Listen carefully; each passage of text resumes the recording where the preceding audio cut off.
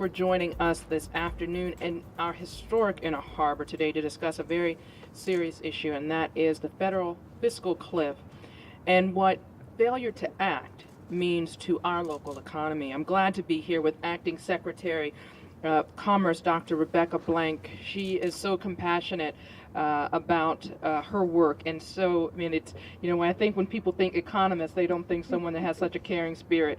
And so thank you for being here and for listening and for engaging with our local businesses. I'm pleased to be joined as we are in Councilman Cole's district by Councilman Cole, and also some of our our local small business owners of Amuse Toys. We have Claudia Tolles. Thank you very much for being here. Morstein Jewelers, represented by Sonny Morstein. Beth Hawks of Zelda Zen. Jody Davis of Jody Davis Designs. You can figure out which one the designer is in here. Mondell Powell of T-Volve Cafe, and Tom Rhodes of Zeke's Coffee, who just gave me chocolate-covered coffee beans. So if you see me shaking, I just want you to know that he's the one that's responsible. Their businesses are part of why Fells Point, Federal Hill, Lauraville, and even our downtown neighborhoods is where people want to live, work, and play. And we're grateful to their creativity and their entrepreneurial spirit. But there's only so much that we can do to help them and others like them if we fall off the fiscal cliff. To put it bluntly, the fiscal cliff is not good for small business. It's not good for Baltimore. It will hurt consumer confidence and hit discretionary spending in the retail and tourism sectors, two pillars of growth here in Baltimore, and that means it will hurt jobs in our economy. A few weeks ago, I joined my fellow mayors on a visit to Washington. We met with our state congressional leaders, we met with Senator Reid and Congresswoman Pelosi, and we met with White House officials, and we were fully briefed about the potential harm the fiscal cliff could cause to our economy. We also had an opportunity to speak to our leaders on behalf of our constituents, and we asked Congress to act now and help us to prevent this damage to our economy. The president has put forward a fiscally responsible plan to protect our economy, and Congress really needs to come to the table with some solutions. And so it's a great honor for us at this crucial time in our country's history to be joined today by one of President Obama's chief economic advisors to highlight the need to find a solution. Please welcome Secretary Blank. Thank you very much, Mayor Rawlings-Blake, and thanks to everyone here from the business community who's with me. It is always good to come out to Baltimore, and particularly to the Inner Harbor, which is always a wonderful place on a beautiful day to come hang out.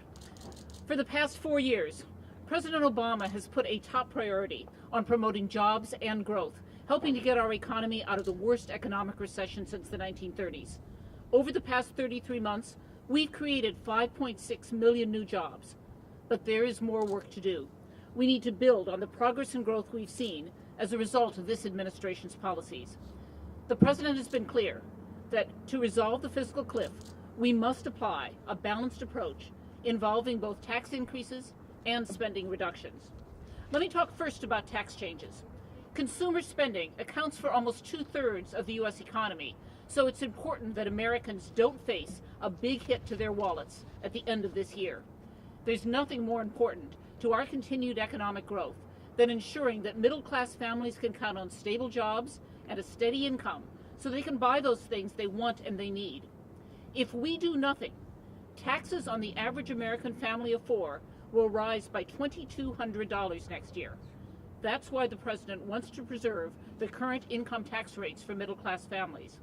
We don't want to take the wind out of the sails of retail spending and tourism in places like Inner Harbor. Let me be clear about what the president is proposing. Taxes will stay low for the first $250,000 of every American family's income.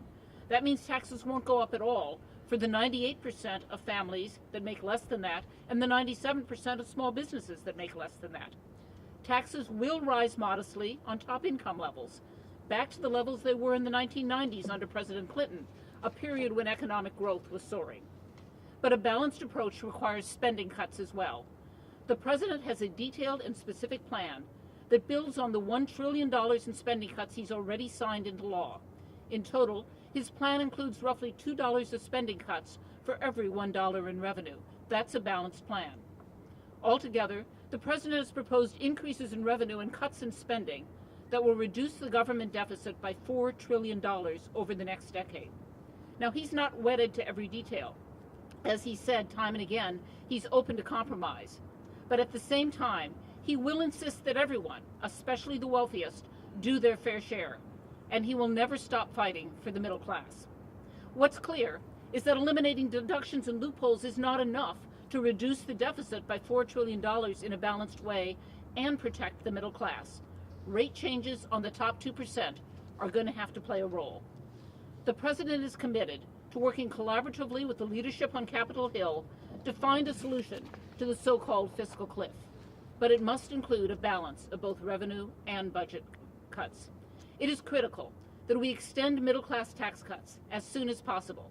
If Congress doesn't act, it's estimated that next year consumers are going to spend $200 billion less than they otherwise would. I can promise you that businesses here on the waterfront don't want that to happen. And the 7.6 million people who are employed throughout America's retail and tourism industry don't want that to happen either. We need to provide these businesses and their customers with the certainty they need to plan for the future, creating a stable environment which allows for long-term, strong economic growth and more jobs. Now is the time to make sure that both consumers and businesses remain confident about the strength of America's economy and the ability of our government to resolve our economic problems. Let's get this done. The sooner the better. Thank you. We're going to go over to Harbor Place and give you just a little bit of something to take back down the road with Excellent. you. All right. Excellent. Thank Good. you.